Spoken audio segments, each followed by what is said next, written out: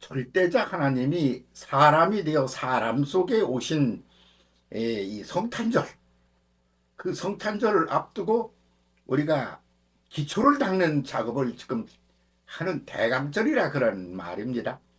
성탄을 기다리는 대강절. 이제 거기서 해야 될 일이 뭐 여러 가지가 있어서, 응? 아하, 뭐 그냥 왜 동방박사가 찾아왔나? 왜 목독이 찾아왔나? 뭐 이런 이야기들을 지금 나누고 있지 않습니까? 근데 그에 못지않게 반드시 거쳐 지나가지 않으면 안 될 이야기가 하나 있습니다. 왜 하필이면 베들레헴에서 예수님은 나셨나? 이겁니다. 베들레헴이라는 게 뭐냐? 그러면 우리는 남의 나라 언어이니까 그냥 베들레헴이 베들레헴이지 뭐야. 그렇지만 그 히브리 사람들은 어떠냐 그러면 그게 자기들의 언어야. 그러니까 아니 우리 말할 때 뭐 집이 어떻고 뭐 사람이 어떻고 그런 거 설명합니까? 단어 풀이를 하느냐고요. 왜? 일상어니까. 근데 베들레헴이 그분들에게는 일상어예요. 그 베들레헴에서 예수님만 나신 게 아니고 다윗도 베들레헴에서 났거든요.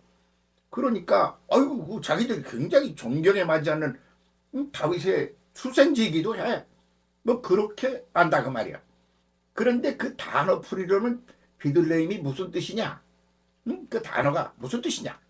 이렇게 가면 뭐냐 하면 먼지의 집이라는 뜻이요. 먼지의 집. 아니 무슨 먼지의 집에서 그렇게 하느님이 그 좋은 동네 잔뜩 두고 먼지의 집에서 태어나셨느냐 이겁니다. 그런데 짐작이 안 가는 건 아니죠. 왜 그러냐면 예수께서 이 땅에 오실 때 왜 오셨죠? 소자 중 하나. 하나님이 창조하신 것들 그것이 뭐 크고 위대해 보이는 거 그게 뭐 굉장하고 의미가 있고 그 엄청난 거고 그 먼지 알갱이 같은 건 별거 아닌 거냐? 아 그렇지 않죠. 소자 중 하나 얘기한 것이 하나님께 한 거다. 그래서 가장 작은 기본 단위인 그 먼지 알갱이 같은 거 그 속에 전체가 들어있어. 거기에서 눈을 뜨지 않으면 안 되는 거예요. 그러니까 따지면 베들레헴에서 나시는 게 얼마나 지당합니까? 먼지 집에서 나셔야 되겠죠. 응? 그래서 그 소자 중 하나. 그 소자가 뭐예요? 미크론이라고 여러 차례 말씀을 드렸습니다.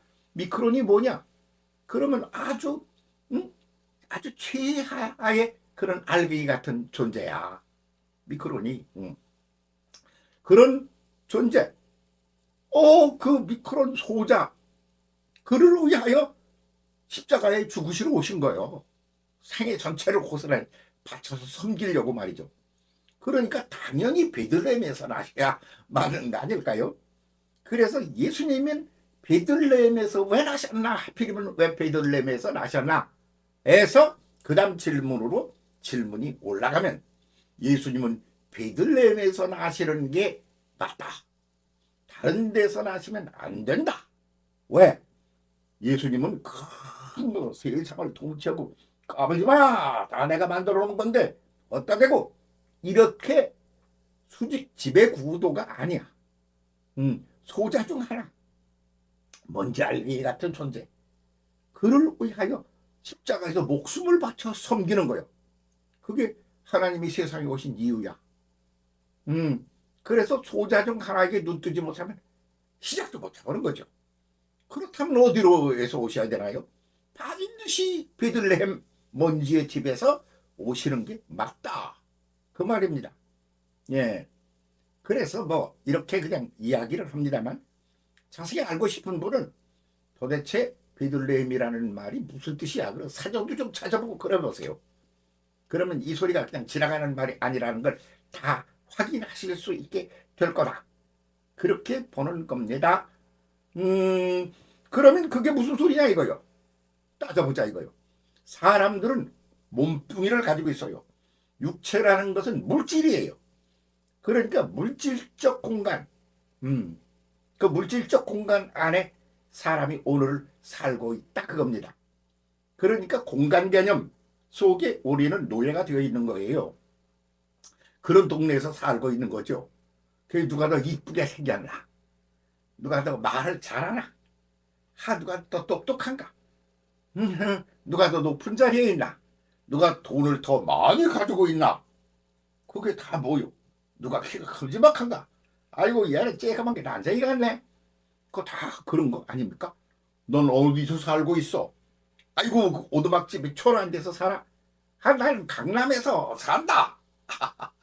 강남에서 사시는 집에 제가 예배드리러 가가지고 깜짝 놀란 게 있어요. 그 들어가는데 아파트 경비하시는 양반이 그냥 뭐 굽실굽실 그러는 거요. 왜 이러지? 왜 이래? 응? 그 양반 교회에 아주 고위층에 있는 분인데 그래서 예배 다 끝나고 나오는데 또 그냥 곱실거려. 그러니까 떡하니 손을 넣더니 현금을 딱 해서 탁 주고 그러니까 또 곱실거려. 참 예수님의 입장에서 볼 땐 참 그냥 가슴을 찢고 통곡을 하고 싶으시겠구나 이런 생각이 들더라니까 그러네요. 그러니까 그게 왜 그러냐? 뭐 그 사람 욕하려고 지금 하는 소리 아니에요. 몸뚱이를 가지고 물질 차원에 있을 때는 공간 개념으로 살 수밖에 없어. 그래서 그렇게 생각하면 그렇게 갈 수밖에 없다 이거요. 그런데 하나님은 상태 개념이야. 상태 개념으로 볼 때는 어떠냐? 그 질이 어떤 거냐? 본질적으로 어떤 것이냐? 그게 문제야. 그거는 이거 아니지. 그러니까 껍데기를 보면 예루살렘이 굉장하잖아. 그러니까 당연히 하나님이 사람이 되어 이 땅에 오시면 그때 당시의 평가를 보면 예루살렘에서 오셔야 맞는 거지. 그 예루살렘도 그냥 예루살렘이야. 예루살렘 안에도 강남도 있고 강북도 있고. 뭐 강남이라고 그래서 다 강남 옆에 또 바로 옆에 동네도 그냥 밥 먹기도 어려운 사람들 사는 동네도 있고. 뭐 그 총천연색 시네마스코프 아닙니까? 그런데 그 중에도 그래도 예루살렘에서도 제일 근사한 곳에서 짜장 그렇게 태어나 맞는 거 아니겠어요? 조물주 하나님이 사람이 되어 사람 동네에 오시는데 그런데 역설이야. 파라독스야. 뒤집어 엎어. 높아지려고 그러면 너는 쓰레기 된다면 바닥에서. 응? 많이 가지려고 그러지 마라. 그게 너를 죽여. 응? 소유에 그렇게 물들어가지고 그러지 마. 그게 거꾸로야 거꾸로. 그런 얘기 아닌가요? 그래서 많이 갖고자 하면 다 잃는다. 그렇지. 오히려 버리면 오히려 얻는다. 거꾸로 가는 거예요. 그래서 목숨을 걸어라. 그러면 영생을 얻게 된다. 그게 파라독스, 역설이라는 거 아닙니까? 그러니까 그런 물질 세계 이런 몸뚱이를 가지고 사는 그런 공간 개념으로 오신 예수가 아닙니다. 그렇기 때문에 공간 개념으로 보면 바닥권인 베들레헴 먼지의 집이라는 동네에서 태어나신 겁니다. 그러니까 예수님이 상태 개념으로 본다면 예루살렘에서도 근사한 왕궁원에서 나와야 돼요.